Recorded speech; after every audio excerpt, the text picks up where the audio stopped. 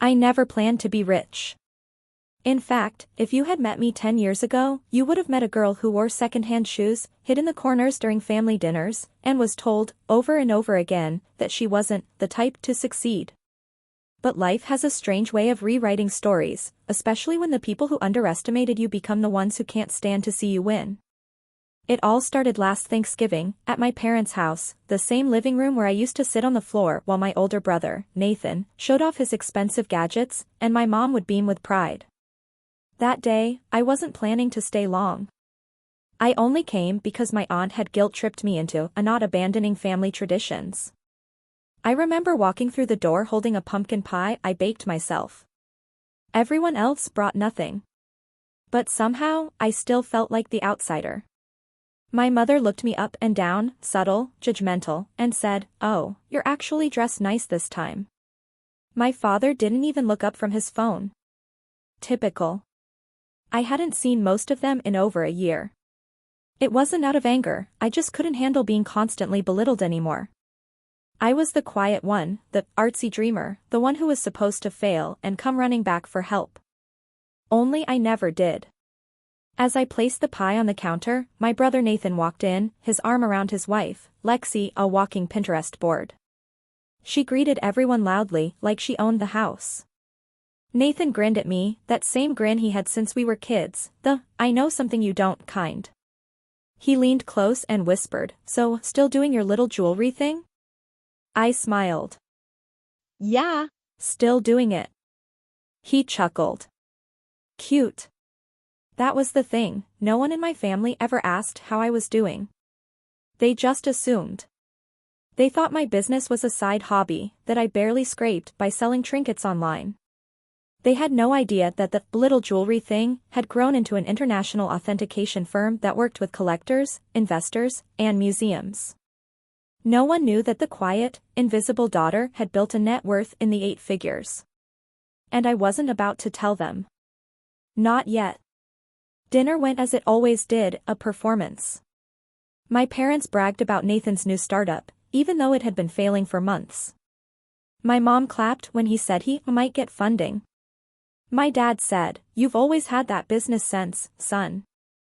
Then came the inevitable turn, the pity spotlight. "So, how's your job going?" my mom asked me, in that tone that meant you're still struggling, right? "It's good," I said simply, cutting my turkey. "That's nice," she said, clearly disappointed that I hadn't given her drama to gossip about. "Maybe Nathan can give you some advice on how to really scale a business." I smiled again, and Nathan laughed like it was a joke. Lexi chimed in. "I saw your Etsy page once. So cute. You must be so creative." I bit my tongue. My firm had just authenticated a piece for a London auction house valued at over $1.8 million. But yes, my Etsy page. Dinner continued like that, small jabs, fake smiles, and the constant undertone that I was less. And honestly, I was used to it. I had been treated that way my entire life. Growing up, Nathan was the golden boy. Straight A's, soccer trophies, the future CEO. I was the quiet one who liked to draw, paint, and fix broken jewelry pieces I found at garage sales. My parents said I should have focused on something realistic. My mom even threw away my sketchbooks once, saying I was wasting my time. When I graduated high school, they didn't even come to my ceremony. Nathan had a minor car accident that day, he was fine, but they said they couldn't be in 2 places at once. So, I learned early that love in my family had conditions. That's why I left at 19, with nothing but a duffel bag and a small inheritance from my grandmother, $2,000. She was the only one who ever believed in me. She used to tell me, "People can't see your worth until it shines brighter than their expectations." I didn't understand it then, but I do now. I rented a tiny apartment in a rough neighborhood, working nights cleaning offices and spending days restoring antique jewelry. I started posting my work online, just photos at first, then short blogs explaining how I verified authenticity. One day, someone messaged me asking if I could appraise a piece for them. I charged $50. Then $200. Then $500. Within a year, I was getting referrals from collectors across the country. I didn't sleep much in those years. I worked 16-hour days, studying gemstones, metallurgy, and historical designs. I joined online forums, watched old documentaries, even cold-emailed museum curators asking for advice. Most ignored me, a few didn't. Those few changed everything. Fast forward 5 years, and the little jewelry thing wasn't little anymore. I had a small team, international clients, and a reputation for being the go-to person when no one else could verify an item. By the time I turned 30, I had investments, property, and a quiet, private life exactly how I liked it. But that Thanksgiving, something shifted. Because that was the day Nathan accidentally discovered the truth. He was in the kitchen later that evening, trying to impress my uncle by showing off his crypto portfolio. I was standing nearby, cleaning up dishes, when he said something like, "Man, I'm almost at 6 figures in total assets. Not bad for a startup founder." My uncle laughed and asked, "What about your sister? She's doing well, right?" Nathan rolled his eyes. "Please. She sells beads on the internet." Everyone laughed. Except me. I didn't respond. I just kept wiping the counter. Then Lexi, his wife, said, "Actually, I saw her name online once, in some article about estate authentication. Is that you?" I froze. Nathan looked at her, confused. "What article?" Lexi pulled out her phone. "Hold on, it was something about a New York appraiser who authenticated a royal collection. The article said her company handled millions in assets." The room went silent. Nathan snorted. "That can't be her." Lexi scrolled, then stopped. "Wait. It literally says, founder and lead appraiser, M. Carter Authenticity. That's your last name, right?" Everyone turned to look at me. I didn't say anything. Nathan laughed again, nervously this time. "No way. That's, what, some other Carter?" I dried my hands on a towel, walked over, and gently took the phone. There it was, my photo, cropped from a conference speech I gave last spring. My name. My company. My face. I handed her phone back and said, "Yeah, that's me." And just like that, the air shifted. My father put his fork down. My mother's face went pale. Nathan blinked rapidly, like he couldn't process it. I didn't plan on revealing anything that night. But something about their silence, that mix of disbelief and discomfort, made me feel a calm I'd never felt before. That was the moment I realized I didn't owe them humility anymore. No one spoke for a solid minute. You could hear the hum of the refrigerator and the faint ticking of the wall clock, slicing through the tension like a blade. My mother's lips parted slightly, as if she wanted to say something, but couldn't find the right words. My father leaned back in his chair, squinting at me like I just told him I was from another planet. Finally, Nathan laughed, too loud, too fake. "Wait, he said, waving his hand. "You're telling me you're that M. Carter? The one who works with museums and millionaires and all that?" I met his gaze calmly. "That's right." His smile faltered. "Come on, that's insane. You're joking." But I didn't joke anymore. Not about this. "Why would I joke?" I said, my voice steady. Lexi's eyes darted between us. "Oh my God," she whispered, still holding her phone. "It says here you authenticated the Rosenfield collection last year. That's like $100 million job." Nathan looked like he'd swallowed a lemon. You mean people actually pay you for that?" My dad muttered under his breath, "That's not possible." My mom whispered, "There must be some mistake." I just stood there, quiet, watching as years of belittlement collapsed in front of them like a house of cards. "No mistake," I finally said. "I built that company from scratch. Been running it for almost a decade now." Nathan scoffed. "With what money?" "My grandmother's," I said softly. "You remember her, right? The one you never visited?" His smirk faded. My mom frowned. So you're saying all this time, while we thought you were struggling, you were rich? Comfortable, I corrected. Wealth was never the goal.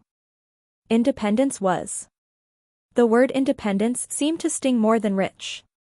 Nathan leaned back in his chair, folding his arms. Wow. So you've been sitting on your little empire and didn't think to tell us? I laughed quietly. Tell you. Nathan, you laughed when I said I wanted to work with jewelry. You said people like me don't make it in luxury. Mom threw away my sketches because she said I needed a real job. Why exactly would I share my wins with people who never cared about my efforts? My father looked uncomfortable. That's not fair, Emily. Isn't it? I said. Because I remember every time you said I should stop wasting time chasing dreams. I remember the empty chair at my graduation. I remember asking you to come to my first exhibition and you saying you were too busy helping Nathan with his pitch deck. The words came out sharper than I intended, but I didn't stop them. Years of silence had sharpened into honesty. Nathan pushed his chair back and stood up. You think you're better than us now? No, I said, meeting his glare. I think I finally see things clearly. Lexi, always trying to play the diplomat, spoke gently. I mean, that's amazing, Emily. Really? But you can't blame them for being surprised. You just never said anything. I smiled, polite, distant. There's a difference between being private and being ashamed. I'm not ashamed anymore. The room was still. Even the laughter from the living room TV, the kids watching cartoons, sounded far away. My mother cleared her throat. Well, she said stiffly, good for you. But money doesn't change family, does it? You still come from us. That was her way of saying don't get too proud. But I didn't need pride. I had peace. I know exactly where I come from, I said softly. That's why I worked so hard not to end up like this, pretending we're a happy family when all we've ever done is measure love in achievements. My dad's jaw clenched. You're being dramatic. I smiled faintly.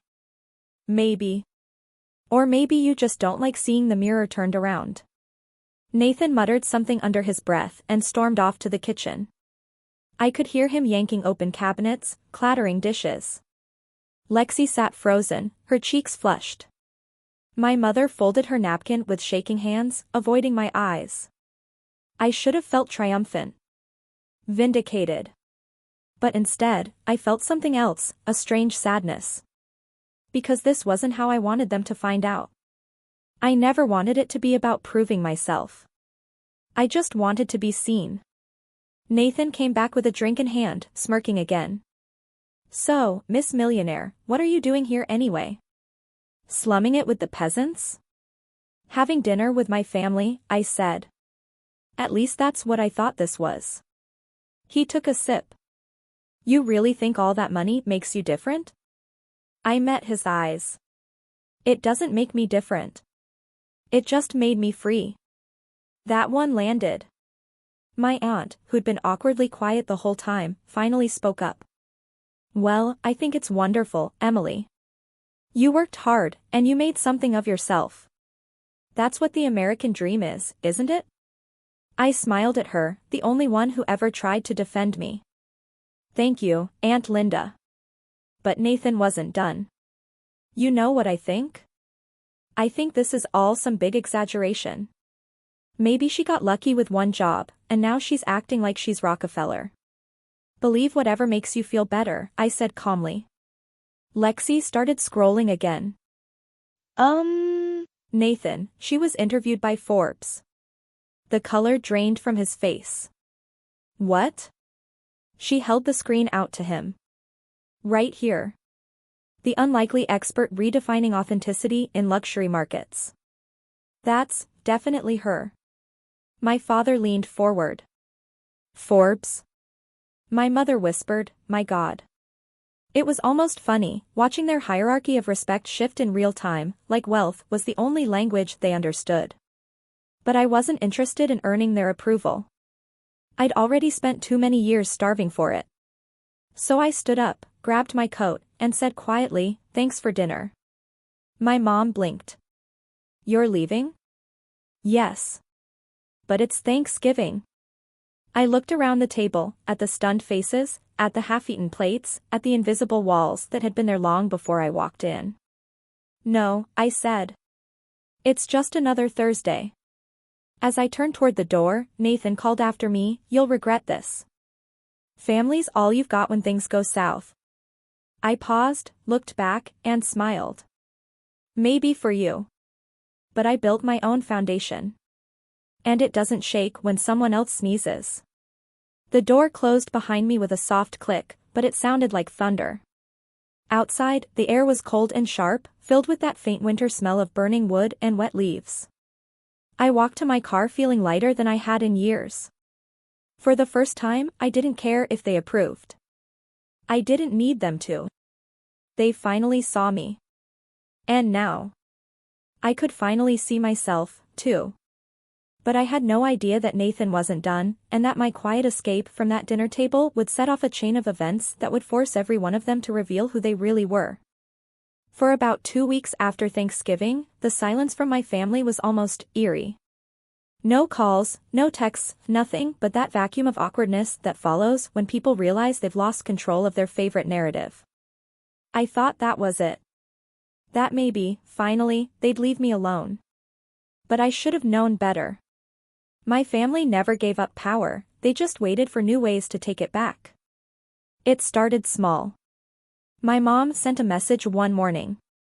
"Your father and I were just talking, so proud of what you've accomplished, sweetheart. Maybe we could all get together soon? Nathan's been meaning to discuss something with you." The words looked innocent enough. But something in me knew, discuss something never meant something good. Still, I agreed. Maybe, I thought, there was a small chance this was their way of trying to make amends. So, 2 Saturdays later, I found myself walking into my parents' house again, the same place I swore I'd never step foot in after Thanksgiving. The moment I entered, I could tell something was off. Too many smiles. Too much warmth. Like they were hosting an interview, not a family gathering. My father came over first, clapping me on the back. "There's my successful daughter. How's business?" "Good," I said simply. My mother kissed my cheek and added, "You've been so busy, we barely see you anymore." "But that's what happens when you're important, right?" Her tone was sweet, but her eyes weren't. We sat in the living room, and I immediately noticed Nathan sitting there, a laptop open on the coffee table, spreadsheets and charts pulled up. My stomach dropped. Of course. He stood as I entered, all fake charm. So glad you could make it. I wanted to run something by you, a little project I've been developing." I took a slow breath. "Nathan, if this is about money." He held up his hands. No. Not money, Peresi. It's a business opportunity. A partnership." I almost laughed. He went on anyway. "I've been brainstorming a new app, a kind of digital authentication service for collectibles. It's the future, With your expertise and my tech background, we could totally scale this thing." My mom chimed in, too enthusiastically. "Your brother's been working so hard, Emily. And you're both such visionaries, imagine what you could accomplish together." There it was. The pitch.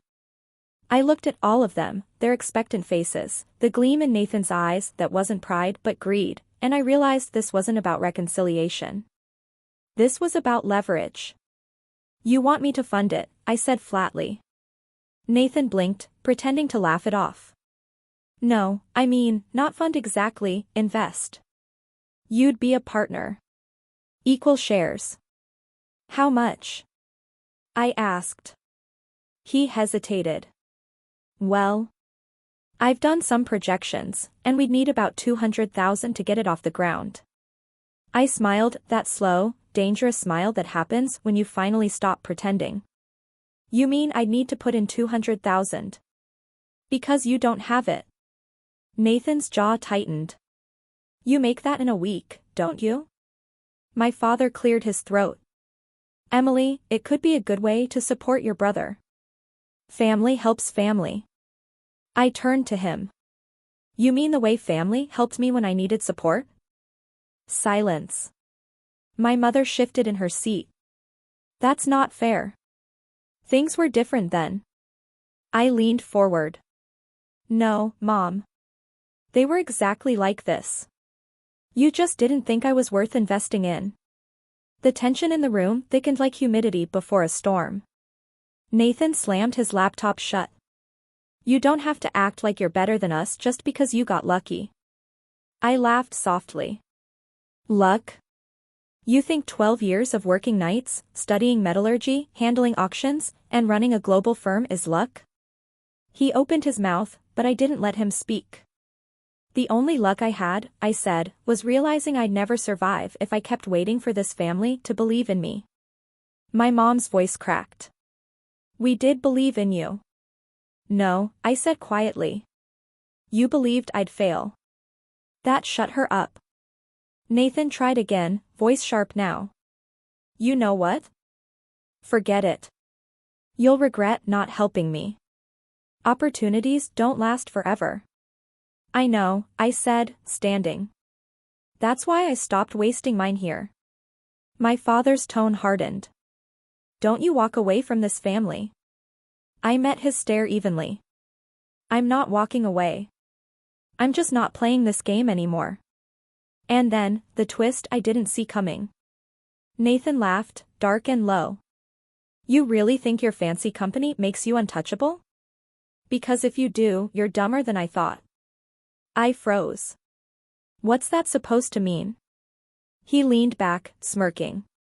You remember Lexi's cousin? The one who works at Forbes. She told us how that article about you almost didn't get published. Something about a complaint? Someone said your firm overvalued a private collection. My heart thudded once, hard. He grinned wider. Yeah, guess who made that complaint? It hit me like a punch. Nathan had tried to sabotage me. He must have done it after Thanksgiving, desperate to pull me down from the pedestal he thought I didn't deserve. And now, he was proud of it. I stared at him, stunned. You tried to ruin my business?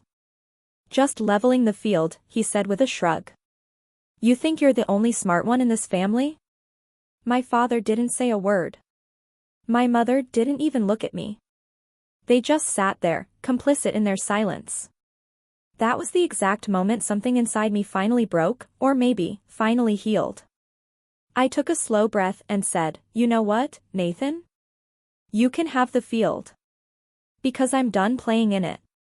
He frowned. What's that supposed to mean? It means I'm done trying to prove anything. You want validation, power, money, fine. Chase it. But don't ever expect to use my name to get there. I reached into my bag, pulled out a checkbook, and tore a page free. I wrote something down, signed it, and slid it across the table. He looked down. What's this? 200,000, I said. The amount you were asking for. His eyes widened. But there's a catch, I added. You'll never call me again. Not for money, not for pity, not for anything. He stared at me, speechless. My mom gasped. Emily. I turned to her. No. That's the price. You raised him to believe love was transactional. I'm just setting the terms. Nathan's face twisted, shame, pride, confusion all at once. He stood abruptly, knocking over his chair. Keep your damn money, he spat. I don't need your charity. Then we're even, I said quietly. He stormed out. For a long moment, no one spoke. Then my father said, almost whispering, you've changed. I looked at him, the man who once couldn't bother to attend my graduation, and smiled sadly. No, Dad. I just stopped needing permission to exist.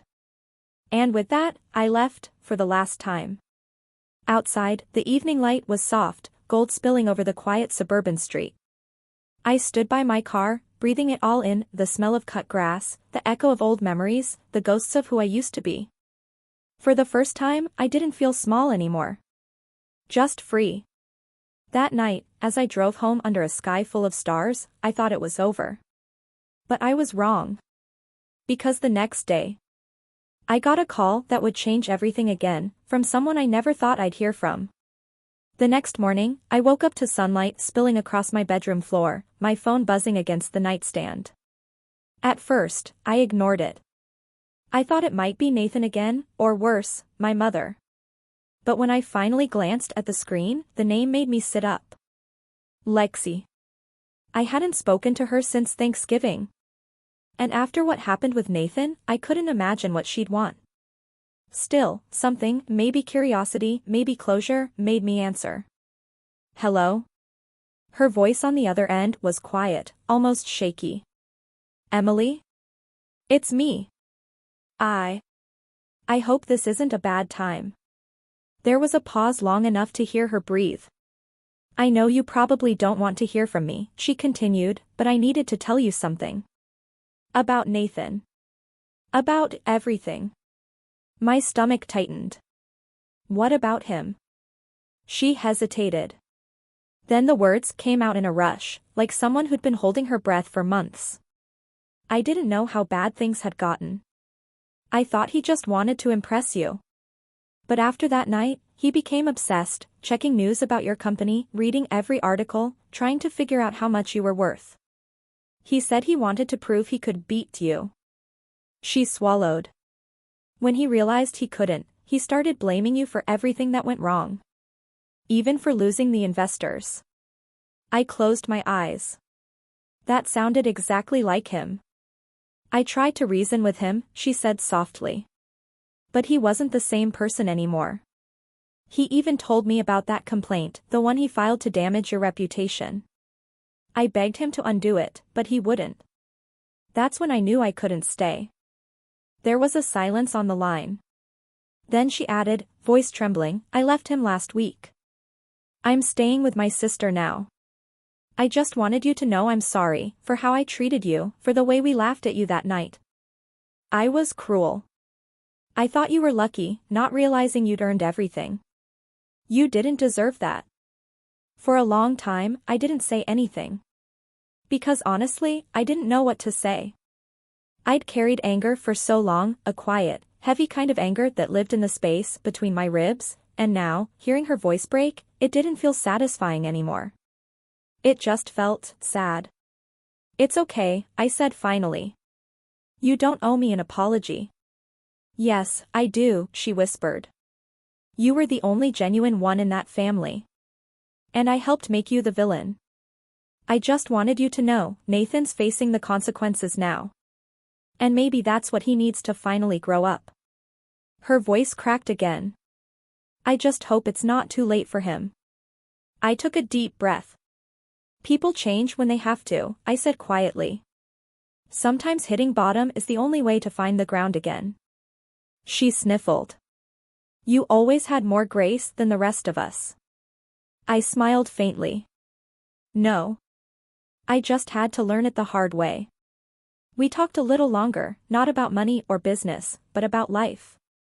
About how you can spend years chasing approval, only to realize it was never the thing you needed. When the call ended, I sat on my bed for a long time, listening to the hum of the morning outside. Birds. Distant cars. Life moving forward. And for the first time in years, I didn't feel the weight of my family on my chest. Just a lightness. Freedom. A few weeks later, I got another call, this time from a lawyer. Nathan had decided to enter therapy and liquidate what was left of his company. He wanted to pay back everyone he'd hurt, even if it took years. He'd left a short letter for me, too. You were right. I was drowning and didn't even know it. Thank you for not saving me, I needed to learn how to swim. I cried reading it, not because I missed the brother I'd lost, but because I finally believed he could become someone new. That fall, I stood outside my grandmother's old house, the one I'd restored, brick by brick, memory by memory. The air smelled like leaves and rain. Inside, the walls were covered with paintings, my grandmother's favorite ones, and a single framed quote above the mantel. People can't see your worth until it shines brighter than their expectations. Her words. The ones that carried me through everything. I ran my fingers along the frame, smiling through the tears. Guess you were right again, Grandma, I whispered. Because in the end, this story wasn't about revenge. It wasn't about wealth or validation or proving anyone wrong. It was about choosing peace, over pride, over pain, over the need to be understood. Sometimes the best thing you can do for your past is outgrow it so completely that it can't reach you anymore. So that's what I did. And if you're watching this, wondering when your own family will finally see your worth, maybe the answer isn't waiting for them to see it. Maybe it's letting yourself believe it first.